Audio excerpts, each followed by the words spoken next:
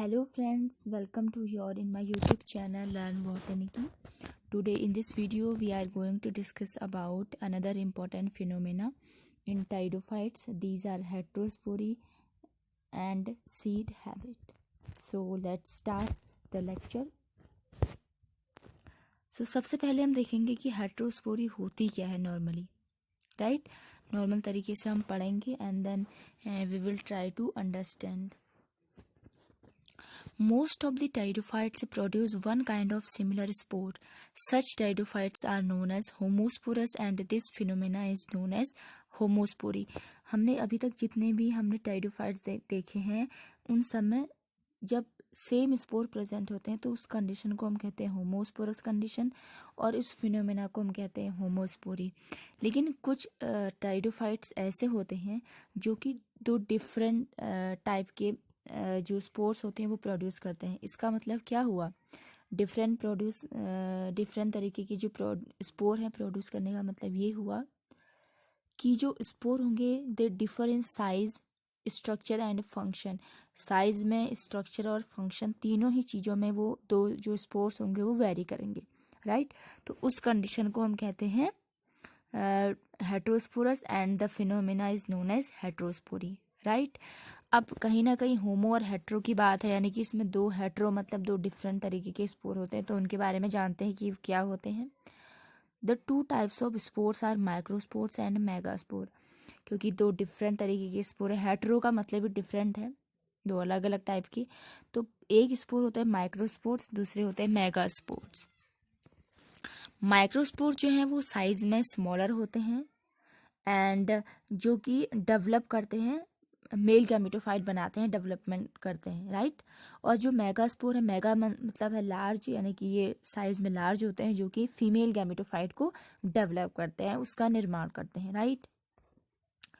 Now origin of heterospory, कैसे heterospory मतलब suddenly develop हुई थी टाइडोफाइट्स में, हम इसके बारे में पढ़ेंगे. क्या एविडेंसेस थे, क्या क्या प्रूफ्स थे, वो पढ़ते हैं.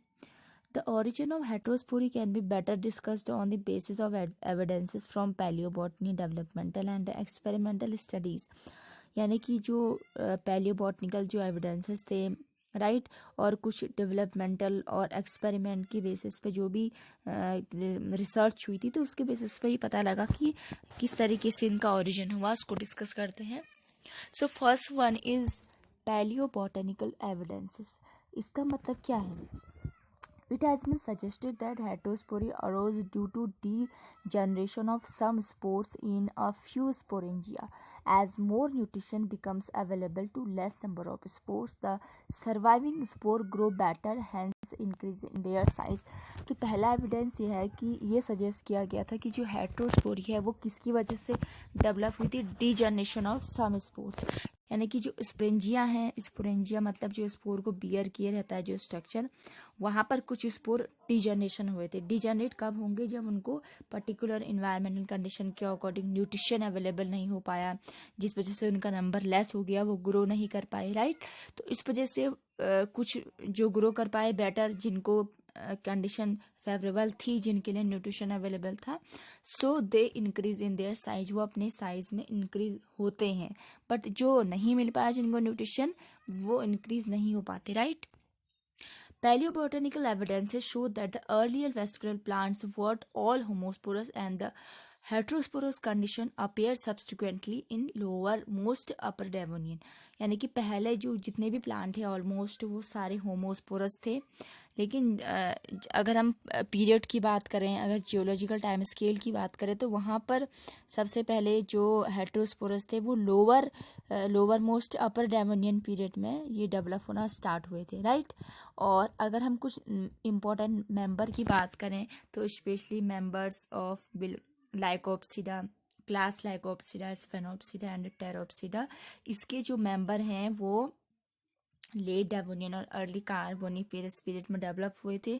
इनसे ही हेटेरोस्पोरी जो है डेवलप हुई थी, राइट. सेकंड है एविडेंसेस फ्रॉम डेवलपमेंटल स्टडीज़.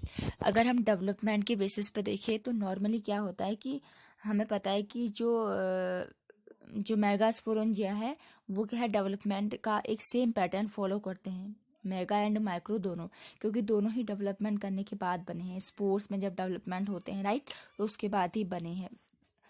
तो क्या होता है, they have identical organisation but both their size. While in megasporangia most of the spore mother cell degenerate, but in microsporangia only a few mother cells are disorganise.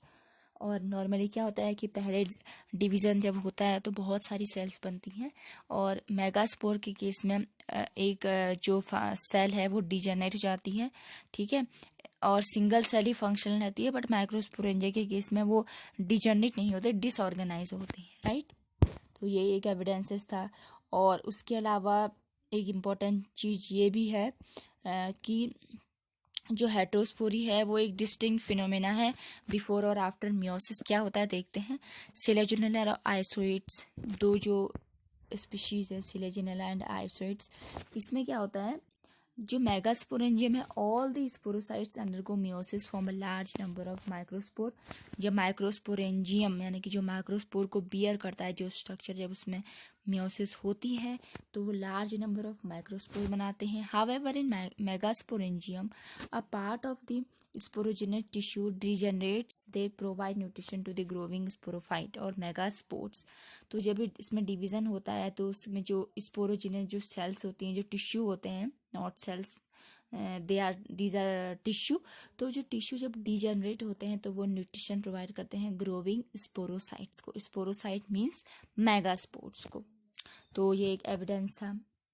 और उसके अलावा वो बात की थी हमने सिलेजिनेला की। आइसोइड्स में क्या होता है कि 50 to 300 मेगास्पोर्स जो है मेगास्पोरेंजियम में डेवलप होते हैं, और सिलेजिनेला में मेगास्पोरेंजियम जो है एक ही मेगास्पोर को कंटेन करता है जो कि फंक्शनल होता है राइट। बाकी सारे डिजनरेट हो जाते हैं। अब हम बात करते हैं मार्सिलिया, साल्विया एंड एजोला की, ठीक है। इसमें क्या होता है कि मियोसिस के बाद थोड़ा वेरिएशन होती है, थोड़ा डिस्टिंक्ट हो जाता है। इन मार्सिलिया 64 माइक्रोस्पोर प्रेजेंट होते हैं एंड 64 ही मेगास्पोर भी होते हैं, ठीक है, जो कि मियोसिस के बाद बनते हैं। जब माइक्रोस्पोरेंजियम एंड मेगास्पोरेंजियम में जब मियोसिस होती है तो आफ्टर उसके बाद क्या होता है कि 64 एंड 64 दोनों ही मेगास्पोर एंड माइक्रोस्पोर बनते हैं राइट। माइक्रोस्पोरेंजियम में सारे माइक्रोस्पोर फंक्शनल होते हैं, जबकि मेगास्पोरेंजियम में एक ही मेगास्पोर फंक्शनल रहता है, बाकी सारे डिजनरेट हो जाते हैं राइट। यही इस मेगास्पोर की खासियत है। Third one is evidences from experimental studies. तो अब आती है बात कि हमें एक्सपेरिमेंटल स्टडीज से कैसे पता लगता है। तो इस एक्सपेरिमेंटल स्टडीज ऑन सिलेजिनेला पर की थी गोबेल ने 1905 में, एंड मार्सिलिया पर की थी स्टक ने 1910 में। उन्होंने बताया कि कुछ न्यूट्रिशनल फैक्टर होते हैं वो भी हेटरोस्पोरी के लिए रिस्पॉन्सिबल होते हैं राइट। जैसे मैंने आपको बताया था अभी कि अगर प्रॉपर न्यूट्रिशन नहीं मिलेगा तो वो स्पोर डिजनरेट हो जाते हैं, तो वही कुछ केसेस यहाँ पर होते हैं। Under conditions of low light intensity the photosynthetic activity of Selaginella was retarded and it produced microsporangia. तो जो सिलेजिनेला के केस में अगर प्रॉपर लाइट इंटेंसिटी अवेलेबल नहीं है तो सिलेजिनेला की जो फोटोसिंथेटिक जो एक्टिविटी है वो रिटार्ड हो जाती है, जिस वजह से उसमें माइक्रोस्पोरेंजिया प्रोड्यूस होते हैं। बट अगर टेम्परेचर लो हो जाएगा, ठीक है, the size of microspore in sporocarp of Marsilea increases by 6 time. But अगर यही कंडीशन हम मार्सिलिया में अप्लाई कर दें तो वहाँ पर लाइट इंटेंसिटी अगर कम भी होती है, टेम्परेचर कम भी होता है, तो उससे जो ये रेट है माइक्रोस्पोर के डेवलपमेंट का वो 6 टाइम बढ़ता है। यानी कि एक में तो वो इफेक्ट कर रहा है और दूसरे में उसका पॉजिटिव इफेक्ट हो रहा है, एक में नेगेटिव इफेक्ट हो रहा है right. Biological significance of heterospory. कैसे हेटरोस्पोरी का बायोलॉजिकल सिग्निफिकेंस है। The development of female gametophyte start while the microspore is still inside in microsporangium. एक चीज़ तो इसमें क्या होती है कि फीमेल गैमेटोफाइट का डेवलपमेंट स्टार्ट हो जाता है पहले ही, क्योंकि उससे पहले ही मेगास्पोरेंजियम में मेगास्पोर बियर करते हैं।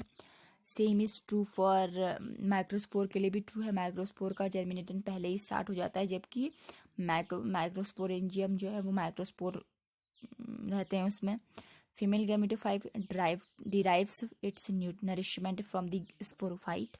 That is, female gametophyte is dependent on sporophyte for its nutrition. आपको पता है nourishment के लिए.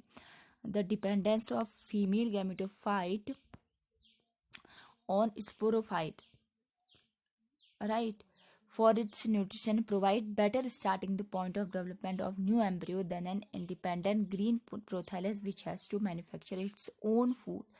जब डेवलपमेंट होता है, नरिशमेंट जब प्रोवाइड होता है, तो एम्ब्रियो को नरिशमेंट प्रोवाइड करता है ग्रीन प्रोथैलस, ठीक है, जो कि एक मैन्युफैक्चर करता है खुद के फूड को.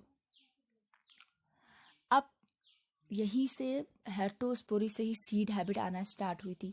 कुछ ऐसी क्लासेस थी, कुछ ऐसी स्पीशीज थी टाइडोफाइट की जिनमें सीड हैबिट डेवलप होना पे स्टार्ट हुई धीरे धीरे, राइट. तो पहला आता है production of two types of spore, heterosporium जिसे कहते हैं. रिडक्शन होता है, मेगास्पोर जो है डिजर्नेट हो जाते हैं, right.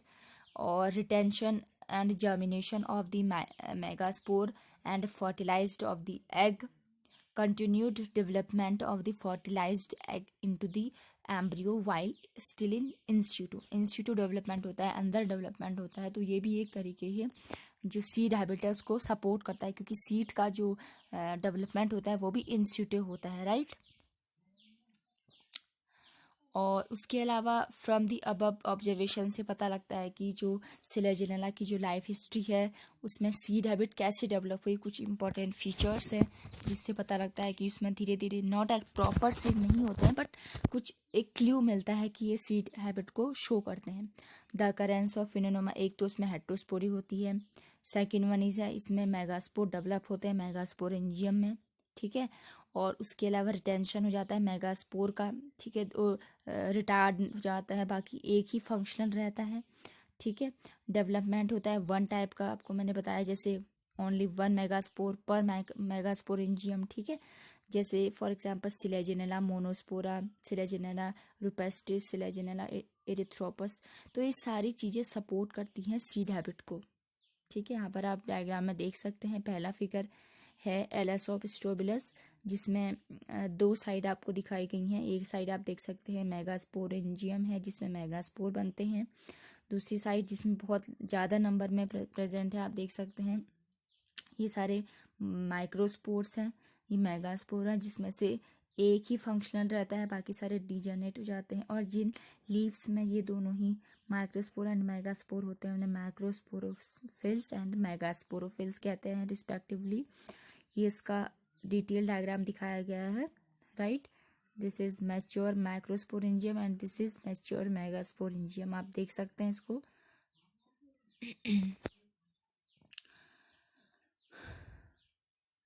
Though Selaginella as well as lower spermatophytes show homologies, their structure as follows. जैसे कुछ और भी सिलेजिनेला के अलावा कुछ लोअर स्पर्मेटोफाइट भी कुछ होमोलॉजी शो करते हैं. उनमें भी मेगास्पोरेंजियम होता है, मेगास्पोर होते हैं, माइक्रो फीमेल गैमेटोफाइट, आर्चिगोनियम है, एग है, ये सारी चीज़ें उनमें प्रेजेंट होती हैं, ओके. तो उसके अलावा जैसे मैंने बोला कि सीड हैबिट को जो पॉइंट स्ट्रॉन्ग बना रहे हैं सिलेजिनेला में वो हमने डिस्कस कर लिए, बट एक्चुअल में सीड नहीं बनते हैं. प्रॉपर सीड हम उसे नहीं कहेंगे, ट्रू सीड, फॉल्स सीड उसे हम कह सकते हैं. बट हाँ, ये क्ल्यू देता है कि सीड हैबिट डेवलप होना स्टार्ट हो चुकी है. पहला है megasporangium is not surrounded by integument, क्योंकि ये एक मेन फीचर है जो जितने भी सीडिंग प्लांट हैं एंजियोस्पर्म के, कि उसमें इंटीग्यूमेंट होते हैं, बट यहाँ पर कोई इंटीग्यूमेंट प्रेजेंट नहीं है. The retention of megaspore permanently inside the megasporangium has not been well established.